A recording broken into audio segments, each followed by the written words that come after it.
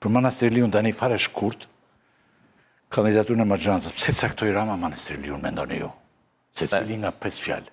Unë sa po ju përgjigja kësaj pyetje, në fakt po përsëris nuk ka problem. Përsëritë që të thonë edhe këta përsëri. Është pikërisht Manastirliu është një zbatuese e urdhrave të Edi Ramës. Kudo që ka qenë ajo, ka patur skandale, vjedhje, korrupsion, ka letra në SPAK, për sa di, është në hetima, është në hetim në SPAK, ose të paktën çështjet që ka ndjekur ajo, kur ajo ka qenë në detyrë po hetojë në SPAK.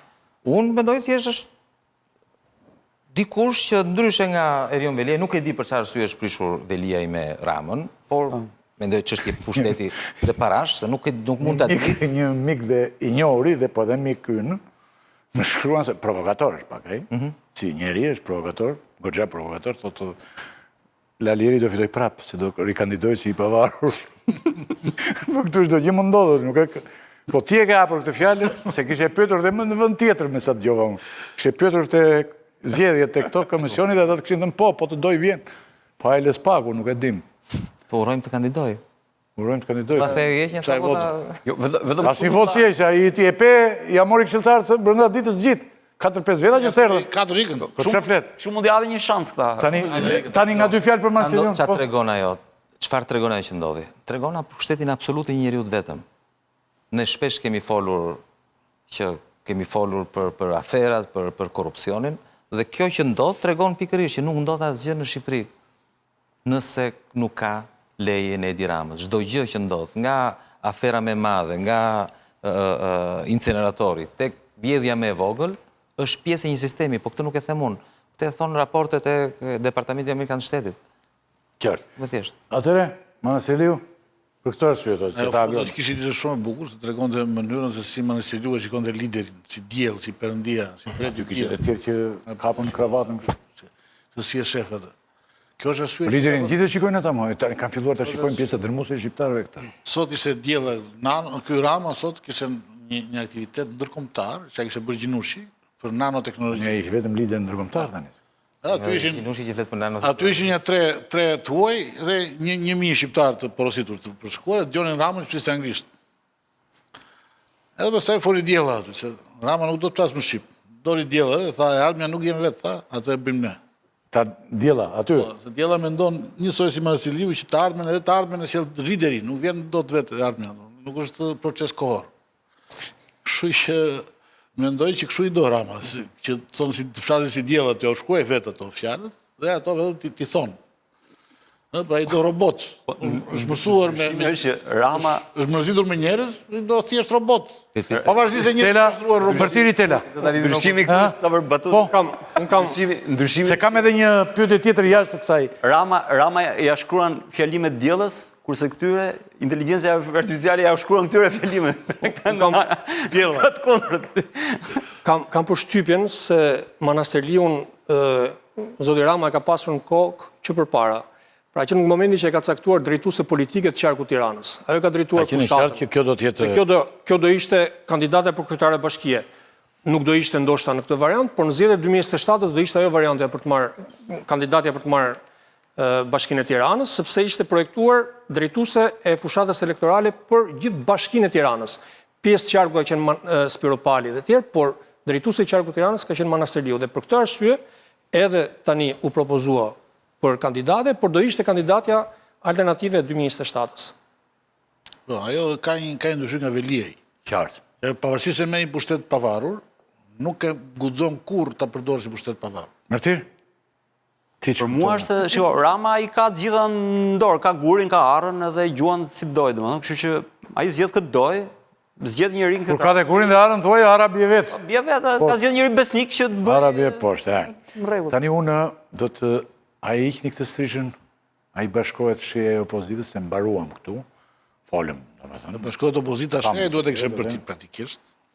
A i bashkohet opozita... Se propozimi shqejt, pavarësisht se unë mendoj se duhet futen në zgjedhje, por qoftë se futen në zgjedhje, vetëm me këtë variant. Janë disa parti. Nesër mos e diskutojmë këtë, se mbaruam me këtë. Se ti që je provokator, tani. Jo, provokator. Lutem shumë, tani, strisha, më falë. Flasim për një problem... A i bashkohet shqeja e opozitës, i bie që unë jam jashtë opozitës.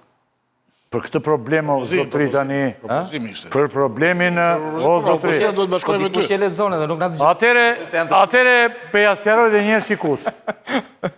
Opozita shqiptare hyri në zgjedhjet e përgjithshme kashte koqet, copa. Po. Dhe mori me ndër këto që pam. Tani, a ka një mundësi opozita që në këto zgjedhje, qofte dhe duke humbur, por të marë votat konsiderueshme të hyrë bashkë, në këtë plan ishte pyetja. A i bashkohet, se Qori tha, unë si bashkohem, pas e Dori Flamurita nuk o pranojmë atë. A i tha më përpara. Qori tha më përpara. Tani, pyetja që ka mund tani, është në shumë edhe pyetje, po dhe një jetë mërshme ka ndodhur, ka filluar të ndodhin gjëra shumë të mërshme. Një këto lufta me bandat e krimit e gjitha, se këto i kemi shumë janë rritur këtu, po i kemi në kanë ardhur dhe nga bota i qytetëruar, agron. Por këtu kanë filluar të ndodhin ngjarje nga më të tmerrshmet.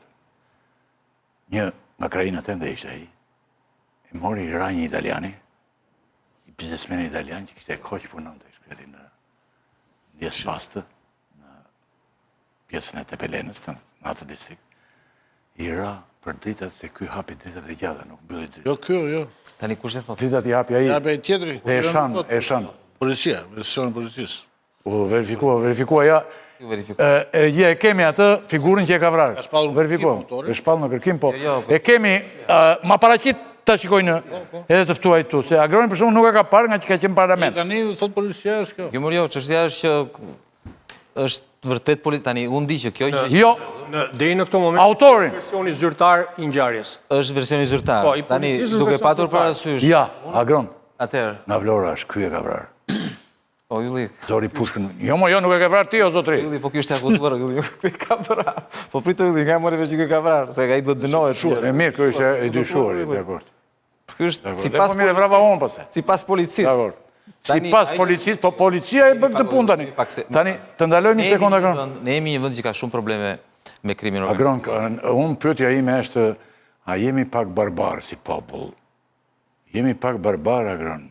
Nuk mund të vrasësh tjetrin italianin të huaj në shkretë, gjuna, zotit, ti biesh për dritat e gjata. Dritat i kishte ky mo të gjata, banditi.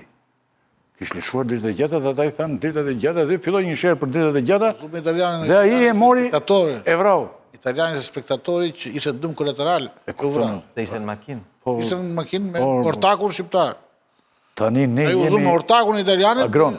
Mori armën, thatë, Ne jemi Vllajin e ortakut. Tani me djalin, fare. Me djalin e ortakut. Djalin e ortakut. djalin e ortakut, jo me italian më. Italiani iku për lishtë se e zuri në venë, në venë dhe derdi gjakun. ky italiani Ka fajt dhe pjesë e një familje italianësh që ka vite që jetojnë, që më falni një sekond. Jetojnë. Që që kanë investuar në Shqipëri vite. Është, më duket se 20 vite. ka shumë.